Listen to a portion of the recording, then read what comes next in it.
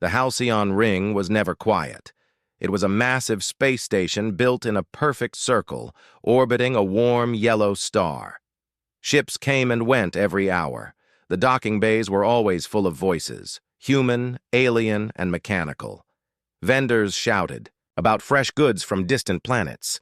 Cargo bots beeped as they moved heavy crates. Somewhere in the background, music from a dozen cultures blended into a strange, living rhythm. Captain Elias Voss walked through Docking Bay 47 with his hands in his jacket pockets. He wasn't in a hurry. He had delivered his cargo early and was now waiting for a new job. The air smelled faintly of ozone and fried food from the nearby market. Elias liked the station, but he liked it best when nothing demanded his attention. He was a tall man in his late 30s with a calm, watchful face. Years in the Earth fleet had taught him how to notice trouble before it began. That habit kept him alive during the war, and it still kept him alive now. Today, it kept him from walking past the wrong scene. Up ahead, near the wall of Docking Bay 47, a small group of alien enforcers surrounded someone. The enforcers were Veyron, tall, broad-shouldered beings with skin like dark steel and sharp, insect-like eyes. Each wore heavy armor and carried a curved energy blade at their side. In the middle of their half-circle stood a young woman. She was not human. Her skin was pale silver that caught the station lights like soft metal. Her eyes were bright blue, almost glowing, and her hair was white as frost. She wore simple traveling clothes, but there was something regal about the way she stood, even with danger in front of her. One of the Veyron enforcers stepped closer, his voice low but full of threat. "You dishonor your clan, Sarai," he said. "Come with us, or we will drag you." The young woman, Sarai, said nothing. Her hands were at her sides, open, but her stance showed she was ready to fight if needed. Elias should have kept walking. He didn't know her. He didn't know the politics of the Veyron clans. Getting involved could mean trouble, the kind that could follow him across the galaxy, but he didn't think about it. His body moved before his mind made a choice. In 3 quick steps, Elias closed the distance. The nearest enforcer reached for Sarai's arm, but Elias's hand shot out. He caught the enforcer's wrist, twisted it sharply, and stepped aside. The move was smooth, practiced, something learned long ago in combat training. The enforcer's weapon clattered to the floor. The other 2 Veyron froze in surprise. Humans were rare here, and one who could disarm a trained warrior so quickly was even rarer. Elias positioned himself between Sarai and the enforcers. His voice was calm. "She's not going anywhere with you," he said. The first enforcer snarled and reached for him again, but one look at Elias's steady eyes made him hesitate. After a tense pause, the leader gestured for his men to step back. "This isn't over, human," he growled. "Stay out of Veyron affairs." They left quickly, disappearing into the crowded docking bay. Elias knew they would remember his face. He turned to the young woman. "You all right?"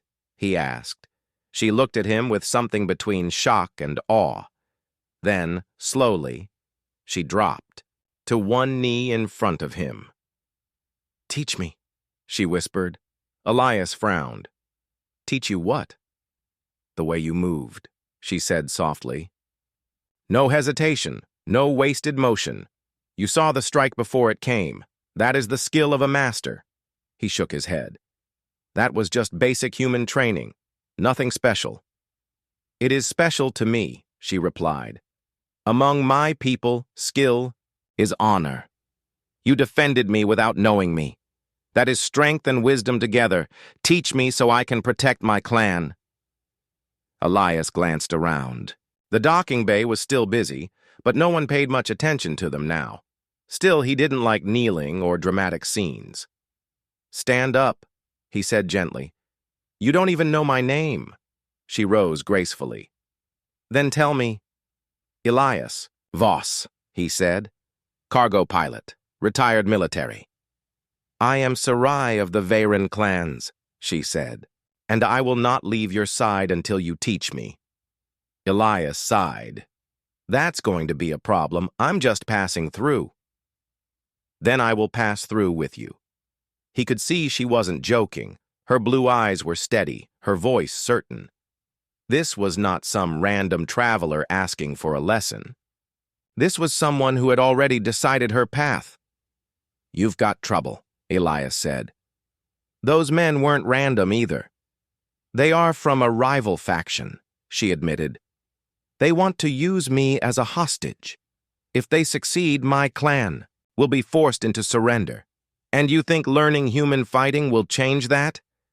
I think learning from you will, she said simply. Elias rubbed his forehead. Trouble always found him, even when he didn't want it. He could walk away now, but something about Sarai reminded him of young soldiers he had trained long ago. Soldiers who only needed a little guidance to survive. Fine, he said at last. I'll take you as far as my next stop. You can travel with me and I'll show you a few things, but no promises. Her face brightened. That is enough. Thank you, Elias Voss. He turned toward his freighter. Come on then, before those friends of yours come back. As they walked, Elias felt the weight of his decision settle in. This wasn't going to be a simple trip anymore. Somewhere deep down, he already knew. Whatever this was, it had just begun. The corridor leading to Elias's freighter was narrow and smelled faintly of fuel and metal. The lights above flickered now and then. Halcyon Ring's maintenance crew never seemed to fix the small problems. Sarai walked a few steps behind, him quiet, but her sharp blue eyes took in every detail around them. Elias unlocked the side hatch of his ship, the Wayfarer. She was an old cargo freighter, patched in places but reliable. He had flown her for years without losing a load or missing a delivery. The hatch opened with a hiss, and they stepped inside. The air was warmer here. The hum of the engines was steady like a slow heartbeat. Elias gestured toward the small crew cabin. You can take that room, he said. Don't touch anything. In the cockpit without my say-so. We'll be leaving in 20 minutes. Sarai placed her small travel bag on the floor but did not go inside the room. Instead, she faced him. You said you would show me a few things, she reminded him. Elias leaned against the wall. I said I'd teach you some basics until my next stop. After that, you're on your own. She nodded, accepting the terms. When do we begin? He almost laughed. You don't waste time, do you? There is no time to waste, she said seriously. Every moment my enemies grow stronger. Elias saw the determination in her face. She was young, maybe mid-20s, in human years, but her gaze was the same as soldiers he had seen before battle. She had already chosen her path. Fine, he said. We'll start now. They moved to the cargo bay, a wide space with metal flooring and stacks of crates strapped to the walls. Elias cleared a small area and set down 2 rubber practice rods from his supply box. This isn't about strength, he explained, handing her one. It's about control, speed, and awareness. You don't fight by doing what the other person expects.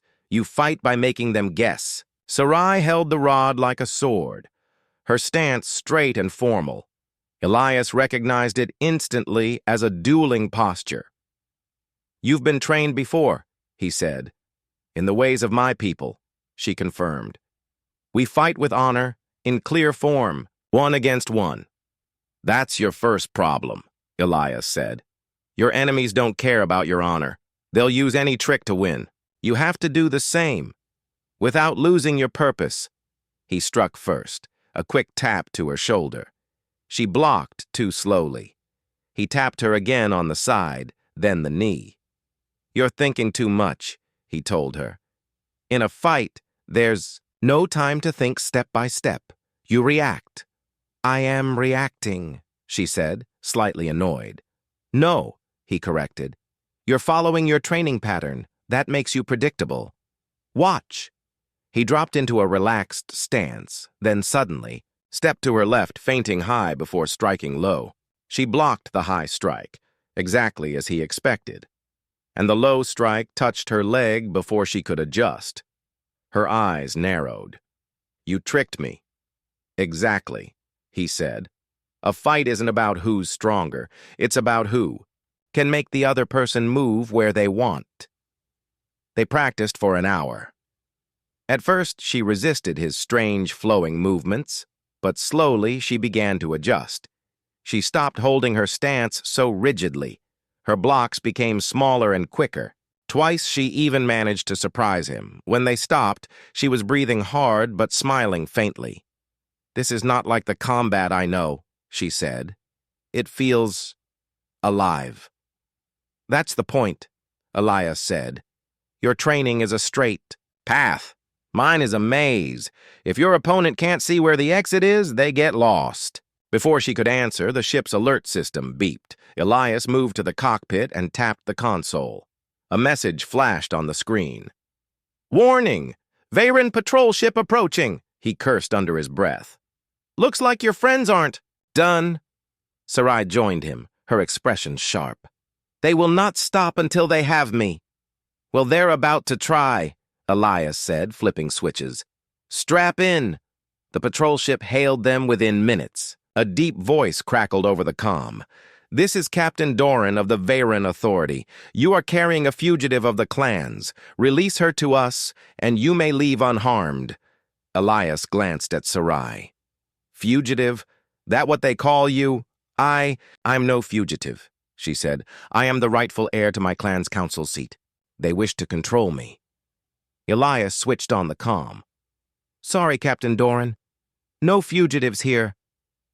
The patrol ship fired a warning shot, a bright streak of energy that passed close to the Wayfarer's hull. That wasn't very friendly. Elias muttered. His hands moved over the controls, rerouting power to the engines. "Hold on." The freighter dove into a nearby debris field, chunks of old station wreckage and abandoned cargo containers drifting in zero gravity. The Veyron ship followed, but its larger size made it slower to turn. "This is human unpredictability in action," Elias told Sarai as he steered sharply between spinning metal beams. "They expect me to run in a straight line.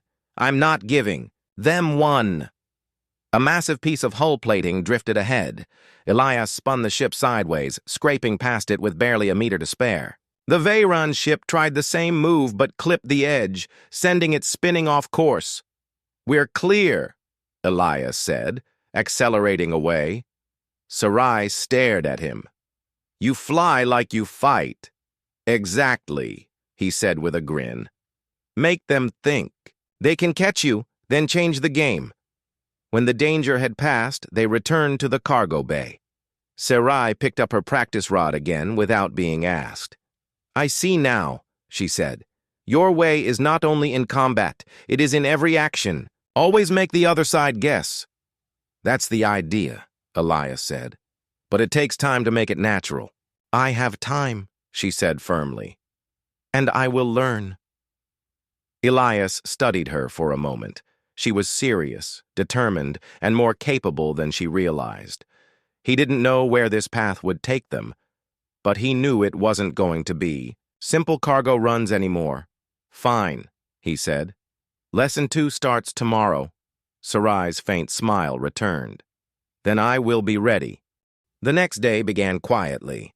The Wayfarer cruised through open space, stars drifting past the windows like scattered jewels. Elias liked mornings in space. No traffic, no noise, only the soft hum of the engines and the steady flicker of the yaw. Navigation lights. Sarai was already awake. She stood in the cargo bay, practice rod in hand, moving through slow forms. Her steps were balanced and graceful, like a dancer's. Elias watched from the doorway for a moment before speaking. "Morning," he said. "You start early." She lowered the rod. "A warrior's day begins before the sun rises, even in space." Elias walked over carrying a small bag. "Today we work on reaction time." From the bag, he pulled out a set of small rubber spheres, each the size of a fist. They were painted bright yellow. "These," he said, "are training balls. I'll throw them from different angles. You don't try to block, you just try to touch them before they hit the floor." Sarai raised an eyebrow. "This is simple." "It looks simple," Elias said with a smirk. "But the trick is I'm going to speed up every time. You'll miss a lot at first, but you'll get faster." They began. Elias tossed the first ball toward her right shoulder. She caught it easily. The next one came lower. She snatched that too. But by the fifth throw, his movements became faster and less predictable. The balls bounced off the floor and walls before she could touch them. She frowned. "I was not ready for that?" "That's the point," Elias said, picking them up. "Life won't warn you before it throws something at you." They repeated the drill for nearly an hour. Sarai's eyes followed each throw, her hands moving faster and more sure. By the end, she was catching almost all of them, even when Elias bounced them off walls at odd angles. "You're improving," he said. "It feels different from dual training," she admitted. "There is no rhythm to your throws." "That's because a real fight doesn't have rhythm," Elias replied. "If you can move without waiting for the right moment, you'll win more than you lose." They were about to take a break when the ship's comm system beeped. A blinking light on the console showed an incoming message, not a friendly one. Elias played the audio. "This is Freehold Station Security," a voice said. "Veyron bounty notices have been posted for a human male and a silver-skinned female. Large reward for capture." Sarai looked at Elias. "They mean us." "Yeah," he said grimly. Word spreading fast. He checked the navigation chart. "We were headed to Freehold for supplies, but that's off the list now. Too many people there would recognize you." Sarai nodded, though her jaw tightened. "They will not stop." "They will if we make it too costly for them," Elias said. "But first, we need fuel and food." They altered course toward a smaller trade hub called Gorse Point, a place where smugglers, miners, and independent traders met to do business. It was the kind of station where people minded their own business, usually. When they landed, Elias reminded her, "Stay close. No showing off. We're just here to buy supplies and leave." The market inside was dimly lit with narrow aisles between metal stalls. The air smelled of spice, metal dust, and cooked meat. Traders shouted prices in a dozen languages. They had gathered most of what they needed when a loud crash came from one aisle over. Elias turned the corner and saw three rough-looking aliens shoving a smaller merchant aside. One of them held a data pad showing Sarai's bounty picture. Elias cursed silently. "Stay behind me," he told her, but Sarai's eyes were locked on the scene. "That merchant is of my people," she said quietly. "Doesn't matter," Elias replied. "We're not here to—" One of the bounty hunters spotted them. "There, that's them!" The hunters moved fast. Elias grabbed Sarai's wrist and pulled her into the maze of market aisles. Shouts and heavy footsteps followed. "This is where you learn the next lesson," Elias said as they ran. "Use the environment." They turned sharply, ducking between stacked crates and weaving through a crowd. Elias knocked over a table of fruit behind them, forcing their pursuers to stumble. Sarai copied the move a moment later, pushing over a tall rack of fabrics to block another path. "You're starting to think like a human," Elias said, grinning despite the chase. The bounty hunters split up to try and corner them. Elias and Sarai darted into a maintenance corridor, its walls lined with pipes. One hunter appeared ahead, blocking the way. Sarai didn't slow. She feinted left, then stepped right, using her rod to tap the hunter's wrist. His weapon clattered to the floor, and Elias shoved him aside. "That's better," Elias said. "Unexpected moves." They burst out into the docking bay and sprinted to the Wayfarer. The hatch closed behind them just as the remaining hunters appeared. Elias jumped into the pilot's seat. "Hold on." The freighter's engines roared, and they lifted off, leaving Gorse Point behind. When the stars filled the view again, Elias leaned back in his seat. "You did well back there," he told her. "You moved without waiting for the perfect strike. You adapted." Sarai was breathing hard but smiling faintly. "It felt right. I saw their movements and my body knew what to do." "That's the goal," Elias said. "The more you train, the more natural it becomes. You stop thinking about the form and just act." She nodded, her silver hair catching the light. "I understand now why I asked you to teach me. Your way is not just a skill, it is freedom." Elias didn't answer right away. He was starting to realize that teaching her wasn't just changing her, it was changing him too. He had thought he was done with training, done with responsibility. But Sarai was proof that the galaxy still had people worth standing up for. "Get some rest," he said finally. "Tomorrow we push your training even harder." Sarai smiled. "I will be ready." The days after Gorse Point were tense. Elias kept the Wayfarer moving along quiet trade routes, avoiding major stations. Sarai trained every morning in the cargo bay, sometimes with practice rods, sometimes in reaction drills. She was quicker, now less bound by rigid steps. But Elias knew training in safety was different from using those skills in a real fight. One evening, as they ate a simple meal in the small galley, the ship's comm beeped. A message flashed across the screen. In coded text, Elias frowned. "It's from an old contact. Says he has information about the Veyran factions chasing you." Sarai looked up. "Where?" "A place called Razor's Market," Elias said. "It's not a friendly port. Mostly smugglers, pirates, and black market traders." "What does your contact want in return?" "He'll probably want us to do something risky," Elias said. "That's how Razor's Market works." Sarai didn't hesitate. "Then we go. If I am to protect my clan, I need to know what I'm facing." Razor's Market was not like the Halcyon Ring or Gorse Point. It floated in the shadow of a dead moon, its structure built from old ship parts welded together over decades. The docking bays were dim, lit by flickering strips of light. The air smelled of fuel, rust, and something sour. Elias landed the Wayfarer in Bay 6. "Keep your hood up," he told Sarai, "and let me do the talking." Inside the market's twisting corridors, stalls overflowed with stolen goods, alien weapons, and crates of rare minerals. Music thumped from somewhere deep in the station, and the crowd moved with a restless energy. They found Elias's contact in a corner booth of a noisy cantina. He was a wiry, sharp-eyed human named Joran Pike, a smuggler Elias had worked with long ago. "Voss," Joran said with a grin. "Didn't think I'd see you again, and this must be your friend." Sarai kept silent. Elias sat. "You said you had information."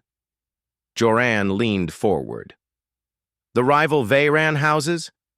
They've made a deal with the Raxon Syndicate. Off-world mercenaries. That's why they're so confident." Elias's eyes narrowed. "The Syndicate's dangerous. They don't take small jobs." "This isn't small," Joran said. "The deal's going down here, tonight. Weapons exchange, credits on the table. If you can disrupt it, you'll hurt. The Veyrans badly." Sarai leaned in. "Where?" "Lower docks," Joran said. "Heavily guarded. You'll need to be smart." Elias sighed. "And what's your price?" "Just a little cargo space on your ship after," Joran said casually. "No questions." They left the cantina and headed for the lower docks. The path took them through service corridors and unused maintenance shafts. The hum of the market grew distant, replaced by the steady thrum of power generators. When they reached a narrow overhead walkway, Elias stopped. Below them, in a wide loading area, Veyran warriors stood beside stacked crates. Across from them, tall insectoid mercenaries with bronze carapaces inspected sleek black rifles. Sarai's eyes narrowed. "If those weapons reach my enemies, my clan will not stand a chance." "Then we make sure they don't," Elias said. "They couldn't fight head-on." There were too many guards. Elias pointed to the overhead crane system that moved cargo around the docks. "We use distraction," he whispered. "Noise and confusion. We don't need to beat them. We just need to ruin the deal." Sarai followed him across the walkway to a control panel. Elias pried it open and began rerouting power. "When I say, hit the switch," below, the leaders of both groups began to shake hands. "Now," Elias whispered. Sarai slammed the switch. The crane system came alive with a loud clank. Massive crates lifted suddenly, swinging over the heads of the warriors. One crate crashed to the floor, bursting open and spilling metal rods across the dock. The mercenaries shouted in alarm, their weapons turning toward the noise. Elias and Sarai climbed down a maintenance ladder into the chaos. Elias grabbed a smoke canister from his belt and tossed it into the center of the dock. Thick gray clouds billowed out, covering everything. "Move fast," Elias said. Through the smoke, Sarai darted toward the weapons crates. She remembered his lessons: move where they don't expect. She slid low under a swinging crane hook, reached the nearest crate, and drove her practice rod into its locking mechanism. Sparks flew and the lid popped open. With a sharp kick, she toppled the crate into the dock's drainage channel, where it splashed into dark water below. 2 Veyron. Guards emerged from the smoke, weapons raised. Sarai didn't freeze. She feinted left, forcing one to step into the other's path, then struck the first in the arm, making him drop his weapon. Elias appeared behind them, delivering a quick shove that sent them stumbling into the crane's path. They destroyed 3 more crates before the smoke began to clear. Shouts rang out as the mercenaries realized what was happening. Blaster fire ripped through the air. "Time to go!" Elias called. They sprinted for the side exit, weaving through the last thin trails of smoke. Elias led the way up a steep metal stairwell, Sarai close behind. By the time the mercenaries and Veyrons reached the exit, Elias and Sarai were already gone. Back aboard the Wayfarer, Elias wasted no time in lifting off. Razor's market shrank quickly on the view screen. "That was reckless," Elias said once. They were safely away. "It worked," Sarai replied, catching her breath. "The weapons are gone. They will have to delay their attack." Elias gave a reluctant smile. "You're getting better. You didn't freeze, and you used the chaos to your advantage." "I remembered your words," she said. "Make them guess." "They did not expect me to be in the middle of the fight." He nodded. "That's the first time you've applied every lesson in one mission." Sarai's expression softened. "It is because you have taught me not only to fight, but to think differently." Elias looked at her, realizing something. She was no longer just a student. She was becoming a partner. "Rest up," he said finally. "If we hurt them tonight, they'll be angry. And anger makes people dangerous." Sarai's faint smile didn't fade. "Let them come. I will be ready." The sky above the desert burned with the light of 2 suns, casting long shadows over the rocky ground. Alex stood at the edge of the training circle, his chest rising and falling slowly as he watched Saraya approach. Her steps were steady, her silver eyes fixed on him. She had changed since the day she dropped to one knee and asked him to teach her. The once uncertain warrior now carried herself with confidence. But Alex could still see the spark of curiosity that had started it all. "Today," Alex said, we finish what we began." Saraya gave a small nod. "The final lesson?" "Yes. You've learned how to move, how to strike, how to defend. But there's one thing left." Alex took a step forward, his boots pressing into the sand. "The mind, the will. Without it, all skill is nothing." She tilted her head, curious. "You mean control?" "I mean understanding. A warrior doesn't fight just to win. A warrior fights knowing why they stand and why they must not fall." His voice carried a weight that made the air feel still. Soraya's fingers brushed the hilt of her blade, but she did not draw it. And how do I learn that? Alex's lips curved into a small, almost challenging smile. By facing me? No, holding back. The desert wind picked up, swirling dust between them. Soraya inhaled slowly, her heart steadying.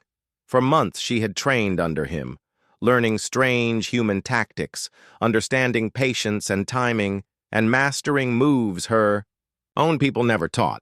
She knew his speed, his power, but she also knew his unpredictability. Alex raised his hand, palm open. Begin. She moved first, swift and light. Her blade flashed in the sun as she closed the distance. Alex stepped aside at the last moment, his arm brushing hers, redirecting her strike. She turned instantly, pressing again. He deflected, his movements sharp but efficient. "You're faster," he said, blocking her third strike. "You taught me," she replied. But he pressed her harder now, testing her. His counterattacks came from unexpected angles. She stumbled once but caught herself, spinning to deflect a low sweep. The rhythm of the fight grew sharper, faster, until the sound of steel and breath filled the air. Then Alex stepped back suddenly. "You're fighting to win." "Yes, that's your mistake." She frowned. "Isn't winning the goal?" Alex shook his head. "Not today. Today the goal is to outlast me. Survive. Protect what matters. Winning means nothing if you can't keep standing." The meaning struck her deeper than she expected. Her people often fought for dominance, for glory. But Alex, he fought for something else. He came at her again, faster than before. She barely blocked in time, feeling the shock through her arms. Sweat trickled down her temple. The ground shifted beneath her boots as they moved in a wide arc around the circle. Her breathing grew heavy, but she remembered his words. She didn't need to overpower him. She needed to keep standing. She began focusing less on countering every strike and more on deflecting the most dangerous ones, conserving her energy. Minutes passed. Her arms ached, her legs burned. Alex was relentless, but still, she stood. At last, Alex stopped mid-swing, holding his blade in place. The desert wind carried away the last echoes of their clash. Soraya lowered her weapon slowly, her chest rising and falling with exhaustion. I'm still standing." Alex nodded. "And that is the lesson. Sometimes survival is the victory." She stared at him for a long moment, then sheathed her blade. "This is what makes your kind different," she said softly. "Humans don't fight only to prove strength. You fight to protect." He gave a small shrug. "Maybe, but now you understand it too." The heat of the suns pressed down on them, but in that quiet moment, the desert felt strangely calm. Soraya stepped closer. "Then this is the end of my training?" Alex smiled faintly. "Not the end, just the beginning. You've learned what I can teach.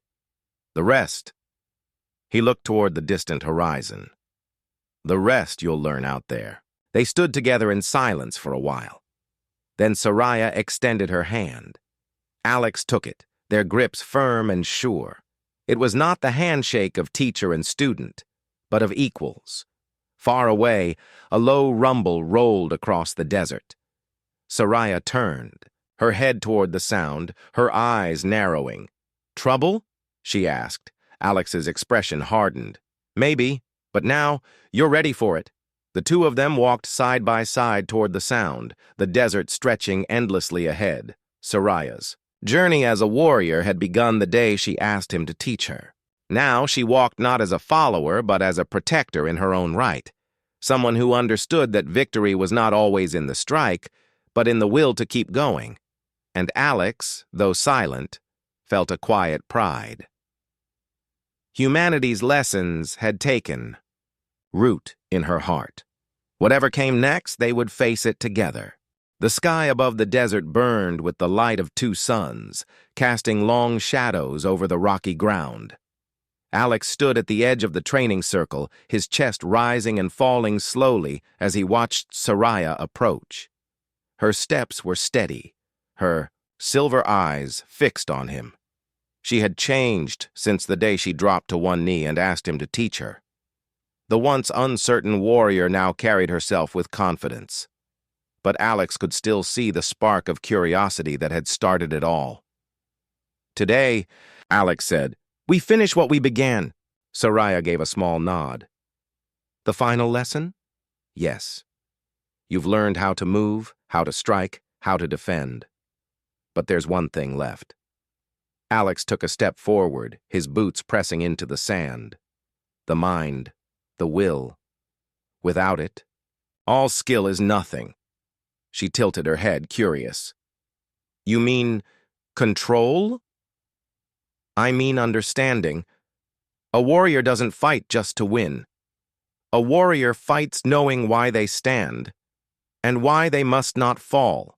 His voice carried a weight that made the air feel still.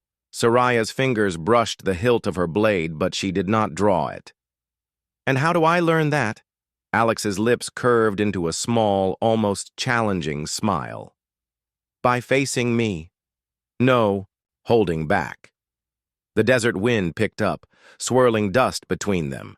Soraya inhaled slowly, her heart steadying.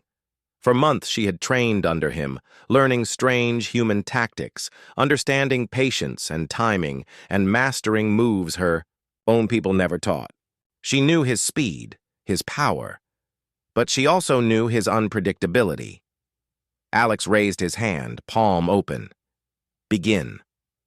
She moved first, swift and light. Her blade flashed in the sun as she closed the distance. Alex stepped aside at the last moment, his arm brushing hers, redirecting her strike. She turned instantly, pressing again. He deflected, his movements sharp but efficient. "You're faster," he said, blocking her third strike. "You taught me," she replied. But he pressed her harder now, testing her. His counterattacks came from unexpected angles. She stumbled once but caught herself, spinning to deflect a low sweep. The rhythm of the fight grew sharper, faster, until the sound of steel and breath filled the air. Then Alex stepped back suddenly. "You're fighting to win." "Yes. That's your mistake." She frowned. "Isn't winning the goal?" Alex shook his head. "Not today. Today the goal is to outlast me, survive, protect what matters. Winning means nothing if you can't keep standing." The meaning struck her deeper than she expected. Her people often fought for dominance, for glory. But Alex, he fought for something else. He came at her again, faster than before. She barely blocked in time, feeling the shock through her arms. Sweat trickled down her temple. The ground shifted beneath her boots as they moved in a wide arc around the circle. Her breathing grew heavy, but she remembered his words. She didn't need to overpower him. She needed to keep standing. She began focusing less on countering every strike and more on deflecting the most dangerous ones, conserving her energy. Minutes passed. Her arms ached, her legs burned. Alex was relentless, but still, she stood. At last, Alex stopped mid-swing, holding his blade in place. The desert wind carried away the last echoes of their clash. Soraya lowered her weapon slowly, her chest rising and falling with exhaustion. I'm still standing." Alex nodded. "And that is the lesson. Sometimes survival is the victory." She stared at him for a long moment, then sheathed her blade. "This is what makes your kind different," she said softly. "Humans don't fight only to prove strength. You fight to protect." He gave a small shrug. "Maybe. But now you understand it too." The heat of the suns pressed down on them, but in that quiet moment, the desert felt strangely calm. Soraya stepped closer. "Then, this is the end of my training?" Alex smiled faintly. "Not the end. Just the beginning." You've learned what I can teach. The rest, he looked toward the distant horizon. The rest you'll learn out there. They stood together in silence for a while. Then Soraya extended her hand. Alex took it, their grips firm and sure. It was not the handshake of teacher and student, but of equals. Far away, a low rumble rolled across the desert. Soraya turned, her head toward the sound, her eyes narrowing. "Trouble?" she asked. Alex's expression hardened. "Maybe, but now you're ready for it." The two of them walked side by side toward the sound, the desert stretching endlessly ahead. Soraya's journey as a warrior had begun the day she asked him to teach her. Now she walked not as a follower, but as a protector in her own right. Someone who understood that victory was not always in the strike, but in the will to keep going. And Alex, though silent, felt a quiet pride. Humanity's lessons had taken root in her heart. Whatever came next, they would face it together.